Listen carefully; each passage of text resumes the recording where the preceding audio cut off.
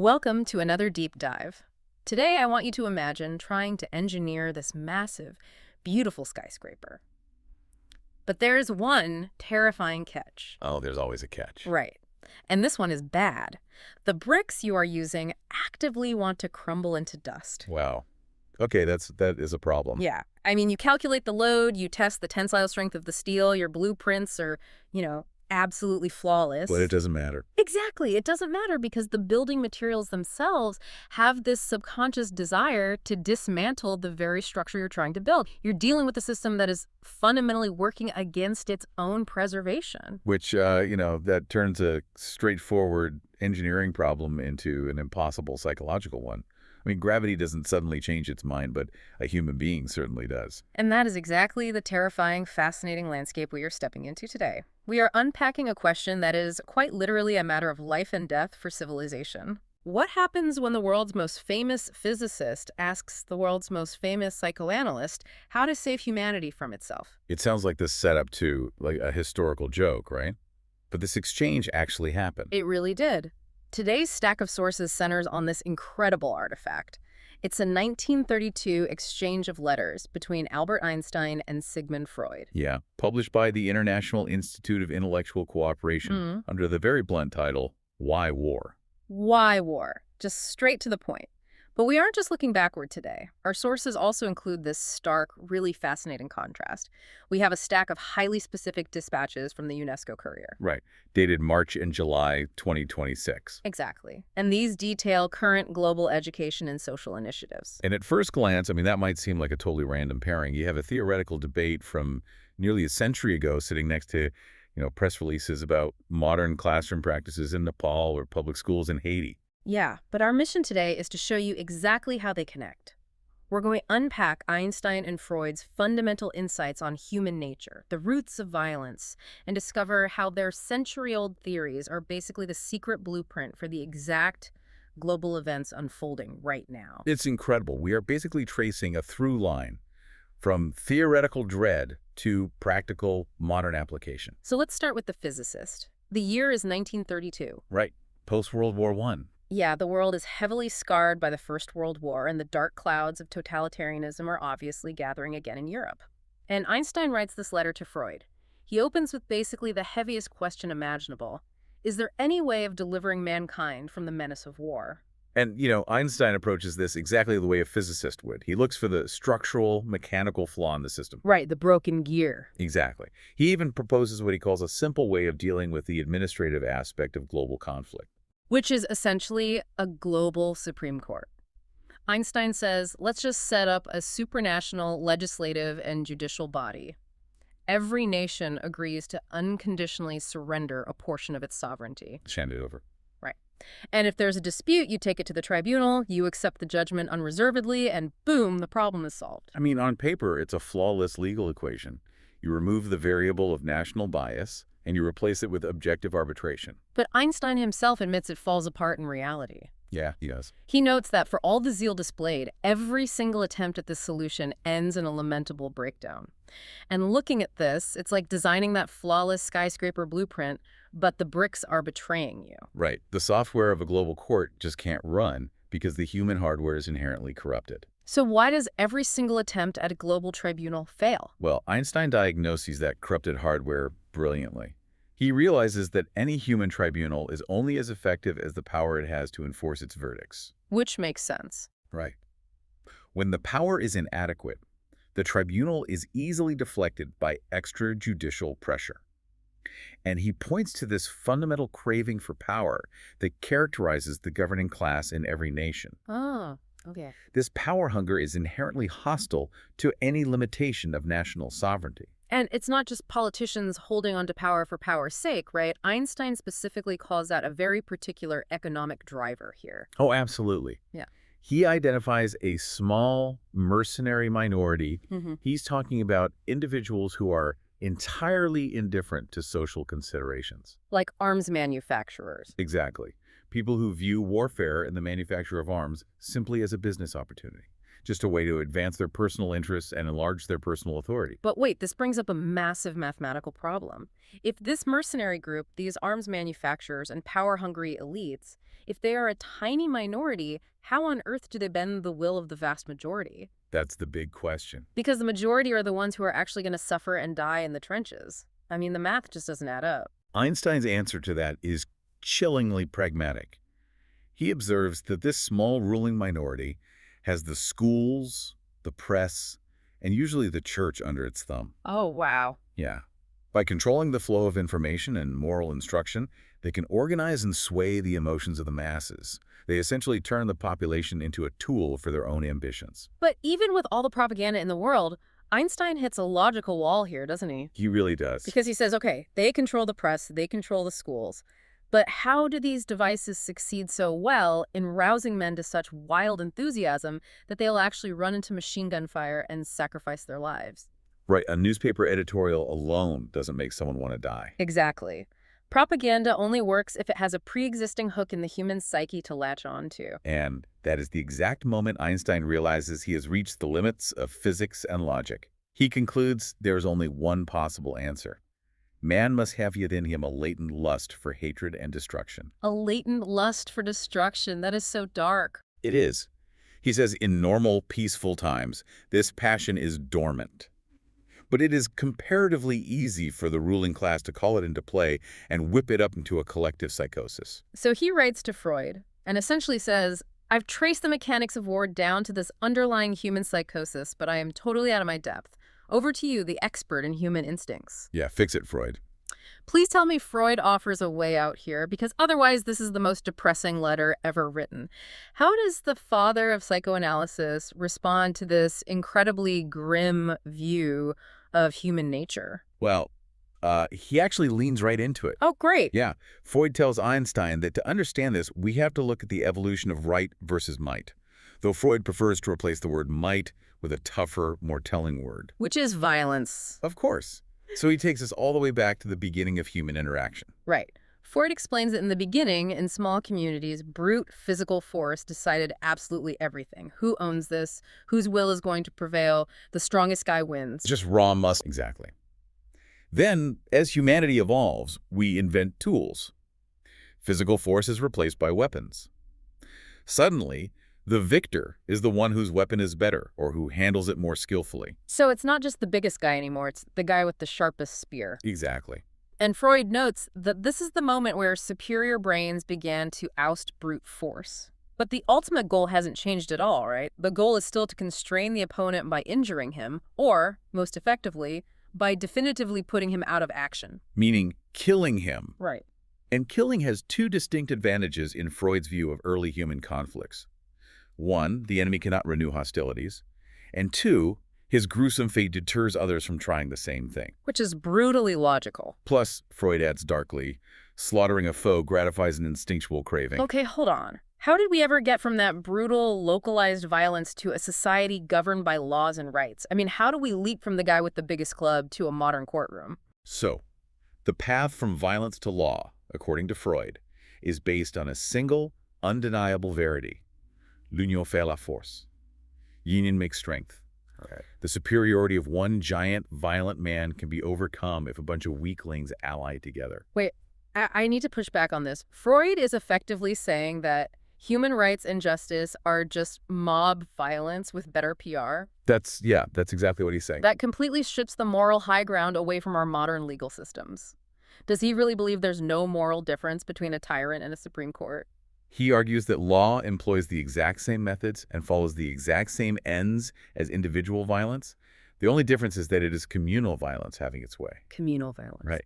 It is the allied might of the scattered majority making good its right against the isolated giant. But for this transition to actually work, the union of the majority has to be stable and enduring. Because if they just group up, kill the tyrant, and then disband, the cycle just starts over. Another strong man rises. Exactly. So the community sets up permanent machinery laws and enforcement to prevent revolts. If you're listening to this and thinking this sounds incredibly cynical, you aren't alone. It feels like a very dark reading of human justice. It is dark. But Freud points out a fatal flaw in this communal system that proves his point. This communal law only works perfectly if the community consists of individuals who have entirely equal power. Which has literally never happened in human history. Never. From the very outset, communities include elements of unequal power, men and women, elders and children. And very quickly, through localized wars and conquests, you get victors and vanquished, masters and slaves, rulers and the ruled. And because of these inherent inequalities, the communal law inevitably becomes skewed. Right. The laws are made by and for the rulers, giving the servile classes fewer rights. And that creates a permanent, baked-in instability. The rulers are constantly trying to set themselves above the law's restrictions, and the ruled are constantly trying to rebel and demand equal rights. It's a pressure cooker. But wait, if communal law is constantly fracturing into violence, does Freud see war purely as an endless destructive loop? Or does he find any historical utility in it? Well, he presents a profound paradox here. Freud looks at history and argues that wars of aggrandizement like wars of massive conquest have occasionally paved the way for profound periods of peace. Like the Pax Romana. Exactly, or the conquests of the French kings. Freud argues that these massive military enterprises actually created vast, unified territories. Oh, I see. Within those newly drawn massive frontiers, a strong central power was able to prescribe and ban all internal warfare. A new regime of law was established over a massive area. Paradoxically, the most brutal warfare paved the way for an unbroken peace within those borders. Because it created a single, unchallengeable coercive force. Yes. That circles back perfectly to Einstein's dilemma about the League of Nations failing.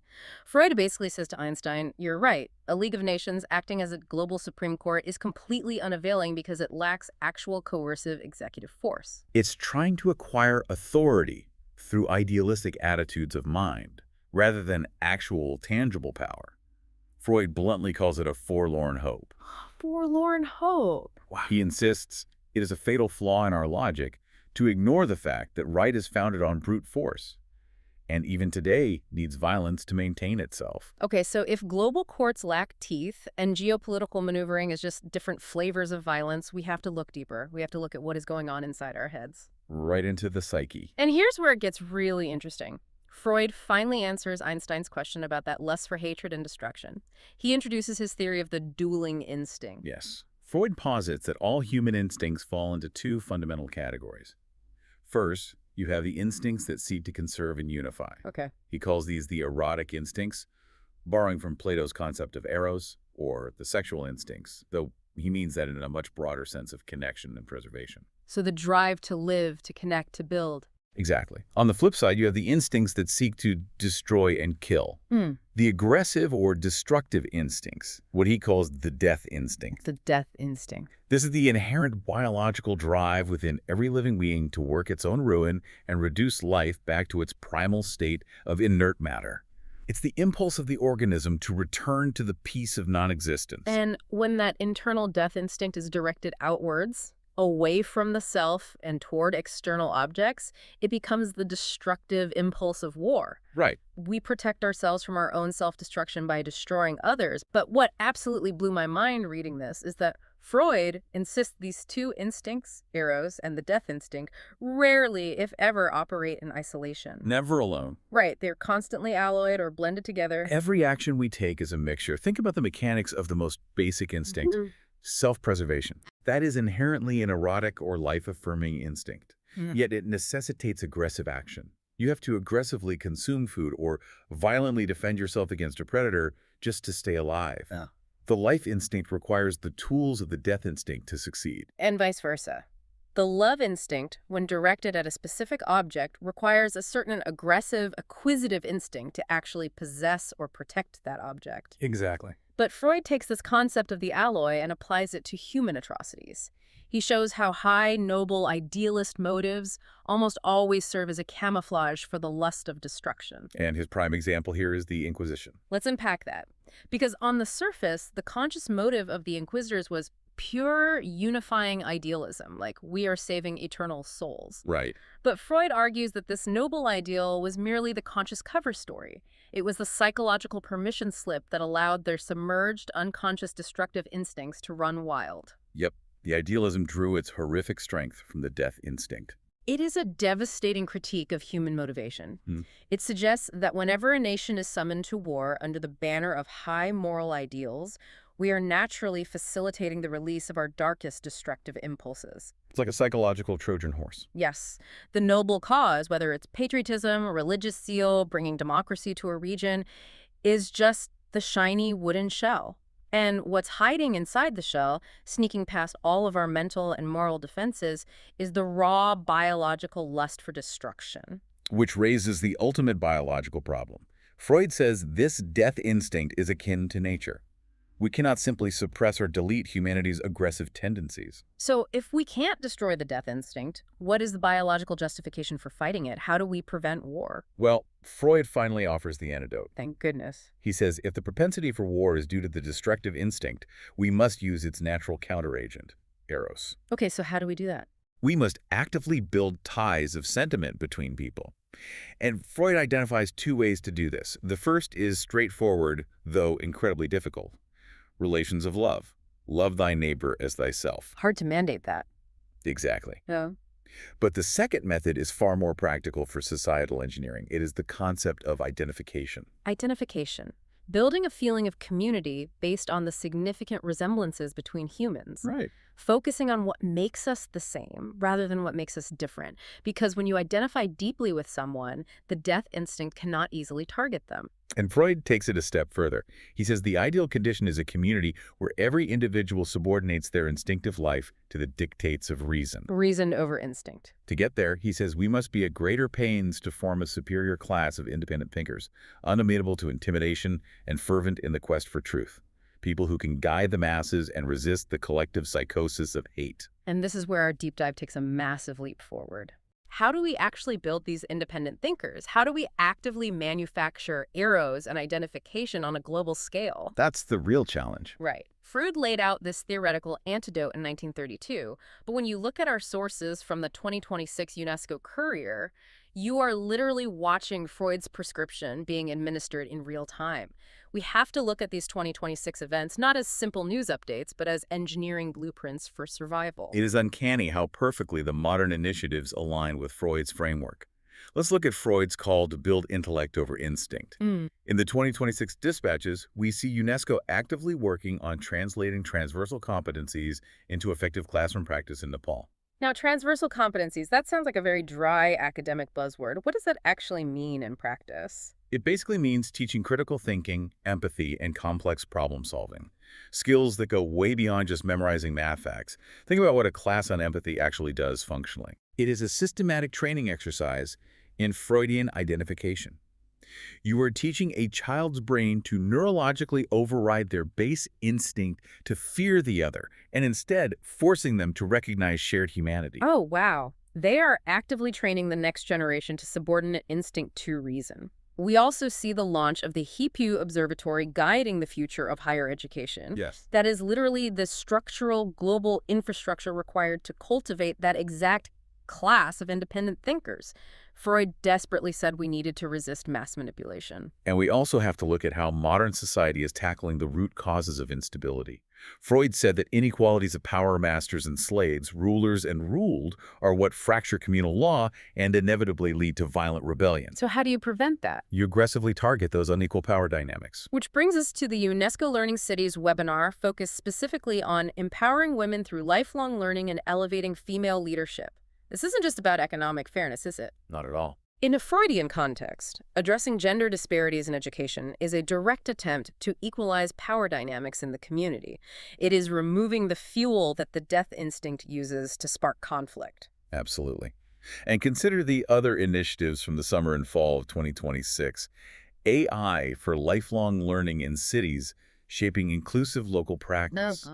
They are using cutting-edge technology not to build better weapons, which was the old evolutionary path of the death instinct, but to bridge the digital divide.